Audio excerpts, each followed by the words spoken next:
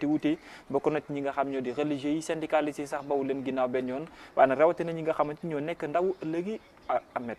buñ ci jógee solo yéenekaay dañuy dem ci Sud Quotidien moom mu des ci wàllu pétrole beeg gaz bi di ñu xamal ne Macky génne na ñeenti dëggam. ñu ngi ko waxee noonu la ko dala fësale moom tam ci xëtam bu njëkk di Sud Quotidien moom moo dala desandiwaat ci wàllu yu ni mel dala xam ne bu baax a baax kan la nga xamante ni moo di taxawaayu Macky Sall ci bile pétrole ak gaz daal moo di fas yéene daal di koo càmbar ba Sénégal kenn ku ci nekk daal di ci gis li nga xam ne moo di boppam waaye nag teewul daal dina yëkkati li nga xam ne moo di ay kàddum mais ay artu daal di dala jëlee ñi nga xam ñoo di ñenn ci askanu Sénégal waaye bokk itam ñi nga xamante ni daal dina jàpp ne ñoo ngi yàbbi ci wàllu yu ni mel lu ni mel daal jàpp ne war naa mën a indi li nga xamante ni moo di ay coow daal waaye Macky Sall teewul na daal dina waxtaan ñi nga xam ñoo di syndicalistes yi ba moytulee ab yokku payoor sax dina dala am ci li nga xam ne moo jëm ci seen ay salaire ci loolu itam jot cee bokk li nga xamante ni moo di budget bi ñu fas yéene dala jëmmal ci li nga xam ne moo di bile exploitation at mu yàlla sàkk Sénégal mën a am lu toll daanaka ci 700 milliards de francs CFA yoo xamante ni dinañ ko mën a am ci bile pétrole ak gaz mu nekk loo xamante ni ay ferñeent dëgg la mën a jural askanu Sénégal waa rawatina secteur yu bari loolu te wuute rawatina ñi nga xamante ñoo nekk ay syndicat war rek maanaam jëriñu ci li nga xam ne moo di bile pétrole ak gaz ak rawatina lu ñëwal li nga xam ne moo di yokkute seen ay payoor Ahmed. bu ñu noppee ci Sud Quotidien dañuy dem xooli ji doomu baay ba Le Quotidien yéenekaay moom it des ci pétrole beeg gaz bi waaye di ñu xamal ne naam Macky mu ngi sóor ñi nga xam ne ñoom ñooy tey waaye ndaw ëllëg yi fàttewul bokk na ci ay pàcc noonu la ko fas yéene dala defalee moom la Le Quotidien yéenekaay dala xëy moom mu dala jàpp ne état bu Sénégal daal fu mu toll ni fas yéene daal di pàcc li nga xamante ni moo di pétrole ak gaz bu Sénégal waaye nag bàyyi ci xel bu baax a baax ñi nga xam ne ñoo di ndaw ëllëg yi ndax lu bare bari ci ñoom ci li nga xamante ni am nañ ko yaakaar moo daa Macky Sall dina leen bàyyi ci lu toll daanaka ci ab 10% boo manti jël kon mu mel daal 90% yi dina dala dugg ci li nga xamante ni moo di budget bu Sénégal ak taxawaay ba nga xam ne fas yéene dala ko ci amal doon na jot na ci bokk secteur bi nga xam ne moo jëm ci wàllum njàng meeg njàngale mi Macky Sall fas yéene di ci def ak taxawaay goo xamante ni gu am solo la neen daal lu jëm ci wàllum paj mi moom tam des ginnaaw benn yoon ci li nga xam ne moo di bu doxalin Macky Sall fas yéene dala àbb Le Quotidien yéen kaay ba ndigi ni daal ci yokk benn secteur boo xamante ni bu am solo mooy lu jëm ci wàllum aspect social bi nga xam ne tamit askanu Sénégal mënees naa jàpp ne am nañu yaakaar waaye tam soxla gu mat sëkk ngir Macky Sall dala indi li nga xam ne moo di taxawalinam ci doxalinam jëm ci li nga xam ne moo di pétrole ak gaz bi kon tey ji la ñu mën a xaar bu baax a baax que ne exploitation pétrole ak gaz bi bu fekkente ni dina fas yéene dala toll ci 700 milliards de francs CFA par an teewul askanu Sénégal mënees naa jàpp ne secteur yu bari loolu te wuute mënees nañu gis seen bopp ci li nga xam ne moo di boobule gaz waaye duñ ci des benn yoon ginnaaw ñoom ñi nga xam ne ñoo di ndaw ëllëgi am net lux mbóotkat ya muy waa enquête yéenekaay ñoom tey lu ñu lux mbóot moom mooy ponk yi nga xamante ne nii ci wàllu tong-tong gi muy séddoo gaz beeg pétrole bi moom ci la xëy noonu la ko dala xamale daal xam ne bu baax a baax que ni répartition yi ni mel daal dina xam lu bari lool loo xamante ni mën na ko junj ci wàllu yi ni mel waaye nag teewul ñi nga xam ne ñu ngi cay wax ci seen en xel dala màcc ci li nga xam ne moo jëm ci pétrole ak gaz bi bu fekkente ni Macky Sall daal dinaa dàqandi yenn ci seen i ay gis-gis teewul nag la nga xamante ni moo jëm ci boobu la hypothèse daal boo moytuwulee na dala indi ab jafe-jafe boo xam ne kenn mënu ko naatable ndaxte daal dinaa jàpp ne la ñuy toll ci 700 milliards de francs CFA ne moom la ñu fas yéene dala teg ngir rek askanu Sénégal di ci dara rek maanaam jëfandikoo loolee ci toll diiru fanweeri at ci la war a mën a am kon Sénégal mu mel ne ci xayma dina am ay koppar yu takku loolu ti wuute waaye nag bokk na ci secteur yi nga xamante ni ñoo jege wàllum exploitation ak gaz bi ni mel daal ñenn ñi nga xam ne ci ñoom bokk na ci saar ba nga xam ne daal ñu ci bare bare fu mu toll ñu ngi koy duut baaraam mu tuuma ci li nga xam ne moo jëm ci wàllum nekkilam ak koppar yi nga xam ne jot na ko faa luubal ba tax na ñu bare bare di artu Macky Sall daal di ci boole na lu ñëwal wàllum doxalin bi daal na ko xool bu baax a baax bu mel ni li ni mel daal dafa mel ni ab tontu jot na am ci wàllu yi Macky Sall mel ni koo xam ne jot na dégg li nga xamante ni moo jëm ci wàllu wóole ndaxte jot na xam ne daal bu baax a baax Sénégal yi nañu xool li nga xam ne moo di seen kàddu yi ñu jot na la yëkkati ndaxte ne daal bu fekkente ni bénéficier yi daal dina am ci li nga xam ne moo di pétrole ak gaz bi la daal kenn du ci raw ñi nga xam ñoo di askanu Sénégal te contrat yi ni mel daal bu fekkee ñu ngi ko dala jëbal bu fekkente ni ab xaatim tam jot na am maanaam avance bu njëkk bi nga xam ne dinañ ko jiital ci lu jëm ci wàllu woowule mooy naka la ñuy def ba askanu Sénégal mën a gis seen bopp ci li nga xam ne moo di seen ak bokk moomeel waaye nag bokk na ci tamit la nga xamante moo nekk sa ay naataango nañ fexe ba kenn ku ci nekk mën a gis sa bopp ci wàllu wi ni mel ba ngaañ du mën a am benn yoon waaye kàddu ñuy yëkkati tam muy nekk lu salfaañi dëgg nañ ko moytu bu baax a baax am net Vox Populi mi gàddu askan bi moom it jël na wàllam ci gaz beeg pétrole bi waaye ay chiffres la ca noonu la ko dala fësale moom tam ci xëtam bu njëkk dala addu ci lu yaatoo yaatu ci li nga xamante ni moo ñëwal wàllum pétrole bi ak gaz bi Vox Populi dala desandi ci wàllu wi mel ni koo xam ne daal daanaka day indi ab càmbar boo xam ne ngir gën a leeral la askanu Sénégal mën a gis seen bopp ci li nga xamante ni moo di pétrole ak gaz bi ni mel ba tax na mu dala delloo si waat ak lu toll ci chiffres yoo xam ne kenn mënu ko natable dala jàpp ne exploitation bi ni mel daal dina yóbbee ba tax na li ñu dala am ci wàllum taxawale mu di infrastructure ak yeneen secteur daal dinañ waajandi xam ne dinañ gis seen bopp ci lu ñëwal pétrole ak gaz bi lay ndax ne lu toll ci 20 790 milliards de francs CFA la ñu fas yéene dala am ci lu toll ci diiru fanweeri at yi nga xam ne Sénégal dina dala continuer di amal exploitation bi ni mel ndax fii lay dal di yemandi bokk na sax li nga xam ne jot na ko fësal ci biiru ay xëtam ba léegi ki nga xamante ni moo di directeur général bu Petrosen moom tam dala étaler li nga xam ne moo di ay chiffres yoo xamante ni kenn mënu ko natable ci loolu nag jot na cee bokk ne 9350 milliards de francs CFA yoo xamante ni buñ moytul dinañ ko dala am ci lu toll ci li nga xam ne moo di exploitation boobule waaye nag bokk na ci Sangomar mi nga xam ne moom tam jot jot na àddu ci wàllu yu ni mel ak yaakaar teraanga ku ci nekk daal ak koppar yi takko yi nga xam ne jot nga ko am lépp dara tokk ci ay milliards yoo xamante ni kenn mënu naatable waaye tam bokk na ci lu jëm ci wàllum secteur industriel bi ñu dala jàpp ne li ni mel daana ko mën a booster ba mu dala am ab tolluwaay boo xam ne kenn mënu ko naatable loolu ni indi li nga xam ne mooy des bénéfices ci askanu Sénégal kenn ku ci nekk mën a xaar da nga xam ne di nga ko dala am ku daal mënees naa jàpp ne tembe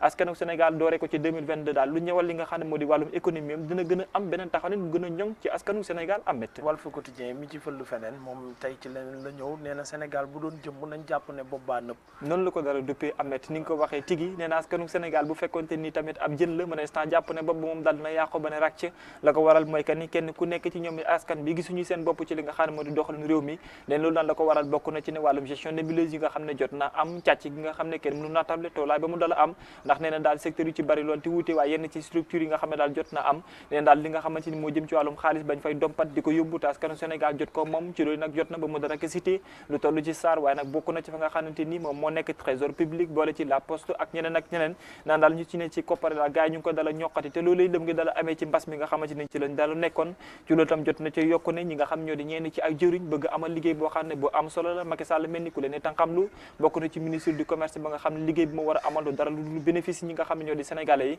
ku mel daal ab seetaan te dala am ci wàllu yu ko daal mënees naa jàpp ne jafe-jafe yi nga xamante ni jot naa am daal askanu Sénégal ngir ñi gis seen bopp wala solution mën a jur dina nekk loo xam ne lu jafe lay dala doon ndaxte taxawaay bi war ngir rek askanu Sénégal mën a gis seen bopp ci li nga xam ne moo di doxalinu réew mi dafa mel ni ñu ko war a war ngir rek daal ko amal ñoom ñoo nekk ci ab jafe-jafe te respecté wuñu beneen li di charte réew mi amet borom gët yu yaatu yi di l'observateur moom tamit dafa des ci wàllu li nga xamante ni moom mooy njuuj njaaj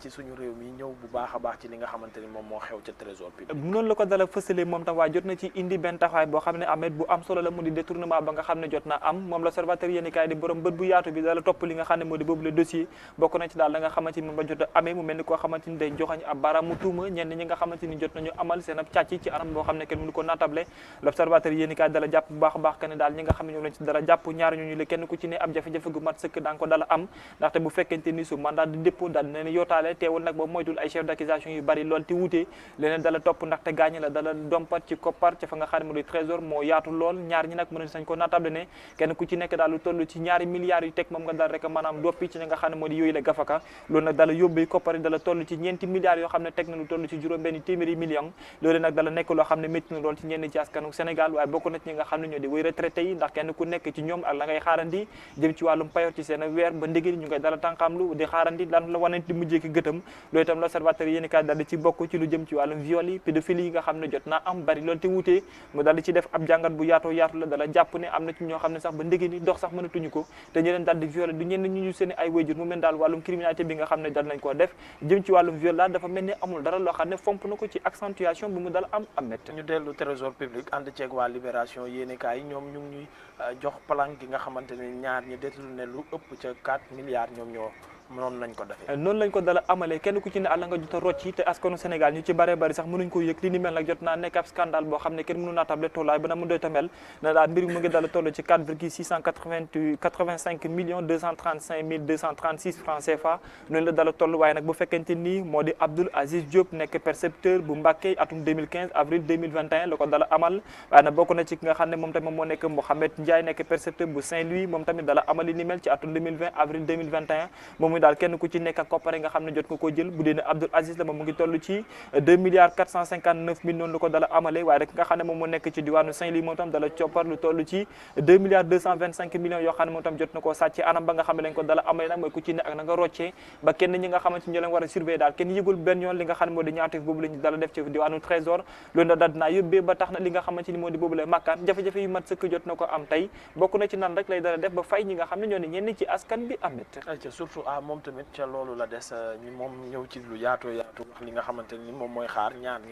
ñaari député yi nga xamante ne nii ñoom ñoo nekkoon ci wàllum passeport yeeg visa bi noonu la ko dala fësale ak ñeneen ñi nga xam ne ñoom ñu jot nañu laale ci diggante palais présidentiel ak nga xamante ni moo di ministre des affaires étrangères waaye nag ñi mu jot a fësal ci xëtam gu njëkk ca kaw bokk na ci ñi nga xam ne ñoo di ñaari takk der yi di ay gendarme ñi jot a jàppale nee na ñun daal jot nañu ñi jébbal li nga xamante ni moo di juge 8e cabinet ba tax na dinañ leen dala teewlu ci li nga xam ne moo di accusation yooyu la jot a am ci ñoom loolu nag mën na leen yóbbee ba tax na sax lu tollu daanaka ci ñeenti chef d'accusation moom tam dañ ko dala toppee comme na muy amee tamit ci ndodd ñi nga xam ne ñoo daal ay député yi nga xam ne ñoom tamit kenn ka mu nga wàllu ndungu siin mu di Mamadou Sall ak nga xamante moom moo des Boubacar Biaye ndaxte moom ba ndigi ni jotagul jot li nga xam ne moo di convocation waaye nag teewul ba moytul yoon dina daal def liggéeyam te ne mu gën a gaawee nen daal loolu jot na ci yokk na ñaar ñi ci nekk ak chargé yi nga xam ne mu ngi lay data yootandi ku daal ay atu kaso yu bari loolu te wuute ba fas yi boobu moytuwulee mooy leen dala topp waaye nag ci loolu dafa mel ni problème bi dafa gën a profond ndaxte fa nga xam ne moo di palais présidentiel manees naa jàpp ne am na ñoo xamante ni ñu ngi bëgg a mucc te waru ñoo mucc ci wàllu wi ni mel ba tax na ñaari gendarme yi bu fekkee sax jot na leen jébal juge 8e cabinet am na ñoo xam ne ñu ngi seen ay ginnaaw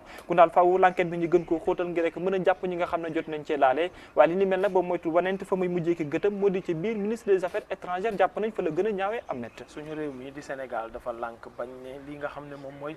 borom ñaari tur yeeg yooyu duñ ko fi mës a nangu turbine yéene kaay ca kaw turbinam loolu la ca fasal ab xeex lañ ci fas yéene dala jëmmal seen diggantaa ñi nga xam ne ñoo nekkee ci yooyu les lobby ndaxte danes naa jàppee ne la ñu bëgg daal ci biir réew mi du fi dagan benn yoon ba tax na ab projet de loi moom lañu fas yéene dala jébbal ci pencum ndaw réew ma ngir rek ñi nga xam ñoo di askanu Sénégal mën cee gis seen bopp ngir daal di ko voté loolee dina mën a ami dina antu waa wala dit moo di laaj bi nga xam ne moom moo jot a samp ci biir xëtu yéene kaay bi tribune quotidien waaye daal tribune quotidien moom jot naa jàpp ne dama dala seetlu ba seetlu ko daal mooy que ni boo moytu lii lee dina indi li nga xamante ni moo di ab jafe-jafe ci ëllëgu li nga xam ne moo di réewum Sénégal bokk na ci taxawaay bi nga xamante ni war nañ ko mën a abbu ndaxte ñi nga xamante ñoo di ànd sàmm jikko yi ak ñeneen ñoo lëkkaloo ci seen biir ngir fas yéene leen a combattre ba tax na mënees naa jàpp ne Sénégal daal fu mu toll nii fas yéene naal bañandi dàqandi li nga xamante nii moo di taxawaay bi LGBT daala am bokk na ci seen lobby ne du ko accepté benn yoon ci li ci biir réewam te la koy firndeel moo di boobu le projet de loi muy jëmal ci pencum ndaw réew mi amet ñu daal di tàkk daal yi dem tàggat suñu yaram stade yéenekaay lañ koy dooree bokk na ci attaquant yi nga xam ne ay sénégalais la ñu war a amal li nga xam ne moo di coupe d'Afrique des nations ñu bari lool ci ñoom data nekk fa nga xam ne mooy ci diwaanu Premier League ñenn ñi ca France bokk na ci sax yeneen secteurs yu bari lool ti wuute ci la ñu dala nekk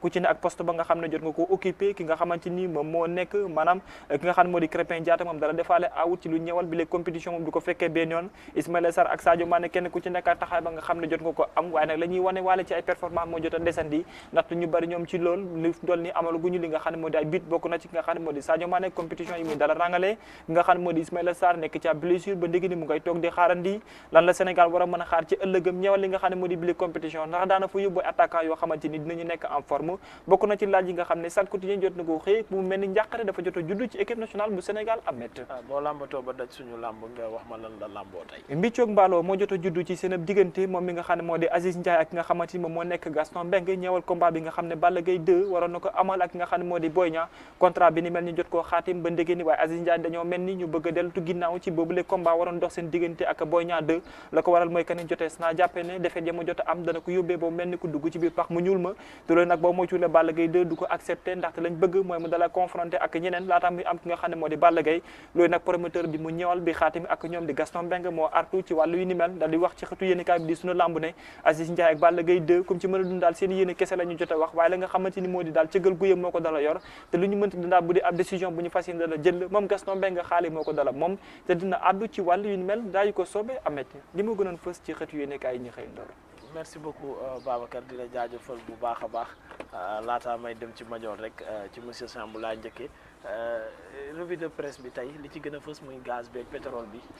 ay dogal yoo xamante ne nii gouvernement bi jël na ko wala le président même Macky Sall ban jàngat nga ci am waaw jërëjëf ñu ngi leen di sant bu baax ci invitation bi di nuyu seetaan di leen nuyuwaat bu baax sur le principe sur la forme dañ koy rafetlu parce que kilifa bu ñëwee ni waa askan bi yéen nañ toog waxtaane li nga xamante ni day bëgg ruus ci ñun ñu xool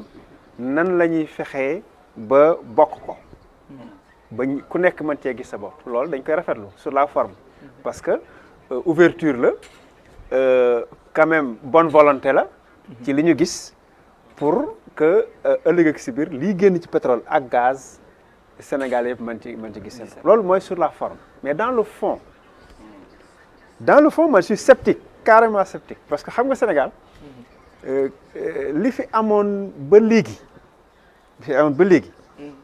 muy ressources yi que ce soit or bi wala yeneen ak yeneen ressources yi ñu am nit ñi franchement gis ñu ci seen bopp ba léegi est-ce que le président daf ñu bëgg a wan ni à partir de maintenant day am li ñuy wax révolution day am changement de cap ba nga xam ne la fi daan am dootu fi am loolu tamit dama ci am xel ñaar parce que moment bi ñu koy waxtaanee moment boobu ñu ngi wax ay scandale yu dul jeex corruption Trésor SAR fii Poste fii Crédit Lonase Mutuel fii. fii ah Lonase mel ni jëfuur ak jëfuur national ci corruption moment boobu nag ñu ngi ciy waxtaane pétrole ak gaz nii dañ koy jaarale si yoon ma amaat beneen doute bi ma gisee chiffres yi 10% pour les générations futures c'est excellent 90% pour budget budget ma ne oppateloo foofu la problème bi nekk xamul tax boo nee budget 90% kon xaalis bi ci budget bi lay dem mais budget ñaari aspect la budget fonctionnement ak budget d'investissement or Sénégal fonctionnement bi dis na dis boo xam ne charge état bi dis na dis boo xam ne budget fonctionnement bi day lekk presque lu ëpp ci budget bi te fonctionnement mooy lan mooy ay salaire rek maanaam lii tax gars yi ngu naandaat oto yi waaw maanaam lii tax gars yi di nguuru loolu mooy fonctionnement te bu ñu deful attention côté fonctionnement dina ratt l'essentiel du budget or ñun li ñu soxla mooy investissement d'accord fexe ba askan wi gis seen bopp ci hôpital yi gis seen bopp ci paj mi gis seen bopp ci logement location yi mën a am ay kër di ci dëkk gis seen bopp ci lekk lu autosuffisance alimentaire mais ñun yooyu la ñuy xaar mais boo moytuwul dañu fexe ba képp ku far si ñoom wala jege ci ñoom wala kooka sax ka jege ca moom di lekk bu baax askan wi en général di sonn loolu nag mooy c'est vraiment sama souci par rapport à ça gymnastique intellectuelle bi c'est excellent yéene bi c'est excellent théorie bi daal théorie bi mais généralement day làq ñu baal ma caay-caay gi nar a am ci biir te franchement loolu c'est un souci que j'ai parce que loolu la ñu wan jusqu'à présent léegi nag soo amee révolution man damay wax xayru wax dëgg yàlla loolu la ñuy xaar mais révolution boobu laa douté parce que si ñu ne neen la entre sénégalais te moment bi ñu koy waxee nii gis nga scandale yi da nga koy compter da ngay compter scandale sur scandale scandale sur scandale sur scandale scandale sur scandale te loolu dinaa si ñëw si li ko waral parce que impunité moo indi loolu boo faree waxtaan wi ba mu gën a yaatu incha allah. waaw dinañ ci gën a xuus. merci beaucoup monsieur Sambou Mandione par rapport ak làmb ji Gaston ak ki nga xamante ne nii moom mooy Balla Gaye 2 ñoom ñaar ñu ngi ci genre xiiroo ak ŋaayoo parce que ki nga xamante ne nii moom mooy staffu Balla Gaye 2 dañoo jénn wax. muy ñoom Aziz Ndiaye. que duñu bëri ak Boy Niang te alors que xaatimoon nañ li nga xamante ni moo leen tënk ñoom ak Gaston Production pour ci ñetti combat yi mu war a bëri Boy Niang ci la bokk. ñàkk a xam yoon la wala topp seen bëgg-bëgg. topp seen bëgg-bëgg topp sa nafsu bakkan comme ni ko sama benn paa doon waxee rek naan comme na wutul sa nafsu bakkan bés dina jot nga rëcc ko. tu sais bi nga xam te ni signé nañ li nga xam moom moo nekk contrat yu bëri yooyu yëpp. foog naa lu mat 5 wala xaw ma 4 contrats ñu ne Balla Gaye war na bëre 5 personnes donc man jaaxaloon na ma lool parce que aussi dafa am lu nga xam te ne dañu ko war di bàyyi xel mooy carrière mbër bi ak ñi muy bëree souvent bu daan amee wala kii daanu souvent ay choc day am foofu noonu et que da ngay xool ne peut-être Balla Gaye tey jii nii niveau bi mu toll ak Boy Niang déjà ñoom ñaar bi ñu leen di bëggee tëgg rek problème bu mag la woon Boy Niang Balla Gaye du moroom Boy Niang donc ñu dem ba nga xam te ni accepté na pour bëree ak moom Boy Niang nekk ci ay difficultés après Balla Gaye aussi c'est normal staffam gis ne quand même niveau bi tey ji tollootul mais pour man waroon nañ ko mën a xalaat bu njëkk ci principe yi nga xam te ne moom la ñu doon signé pour xalaat ne peut-être ak dire à Gaston que ne bis bu ñu demee ba nga xam te ni Balla Gaye Boy Niang daanu na il faudra que ñu wut solution nii wala naa wala ne su ko defee au moins ñu xam ne dinañ bàyyi xel daal lan mooy nekk futur diggante Boy Niang wala Balla Gaye ci li nga xam moom mu nekk combat yi nga xam ne fise lañ ko mais instant bii nii bàyyi ba signé ba pare Boy Niang daanu na nga ne doo bëreeg moom et aussi kan mooy décider comme ni ko Gaston waxee kan mooy décider kan moo war a décider ñoom am nañ droit am seen i bëgg-bëgg waaye man maay dogal moom xam nga ay waxam te gën na nag semiñ lay doon benn yoon la koy wax mu daal di jeex mais Babacar man sama xalaat dama naan est-ce que waroon naa signé ndoo contrat yëpp parce que pour man erreur bu njëkk bi fa la commencé man ci staffam dañ naan su ma fa nekkoon dama naan damay signé bii def bële sous réserve par exemple wala joxe sama parole su bii jeexee nag ñu doog a xool bële parce que moom ci boppam mu ngi bañ Boy Niang ci situation bi moom situation am da koo xam fii ak muy dajeeg Boy Niang kenn xamul. est-ce que man retournement de situation manul am ba Boy Niang sax ne finalement du ma bëri moom parce que saa waay ñaari défaite la am exactement on sait jamais parce que sport la ñu nekk loo Ah ouais. confiant il faut nga sóor ne affaire bi match nul moo ci am victoire ak défaite waaw voilà mais dañoo bëgg a abbu yoon boo xamante ni peut-être jot nañ koo des a comprendre xam nga ñoom modèle bi ñu bëggoon a jël mooy à l'exemple de Tyson mi fi taxawoon ni sport business lay def boo waxee ni sport business bi da nga bëgg a jiital plus de contrat yow mën a am baax na parce que business ngay def donc l'essentiel mooy na xaalis bi ñëw rek da leen di des ci ginnaaw yow bàyyi ko xel aspect benn sportif bi exactement donc aspect sportif bi daf ci am solo mais Très également bien. aussi loolu day peser waat ci cachet yi nga mën a am ëllëg ci biir bu fekkente ni bàyyi ko xel parce que business bi loo ko jiital tamit am na loo xamante ni mu lay xaar Carrière ci la. kanam mooy lan la mooy carrière bi la mais également yan adversaire nga mën a am parce que adversaire yi également potentiel lay nekk te plus ngay am adversaire yoo xam ne ñoo gën a ës presque sa koppar di gën di yokku donc business boobu comme bàyyiwuñu ko woon xel li ñu jiitaloon mooy que ne comme business nañu ko jàppee business rek loolu mooy indi erreur bi nga xam ne am na te jàpp naa ne ñoom seen jëm bopp reconnaître nañu que ne ni def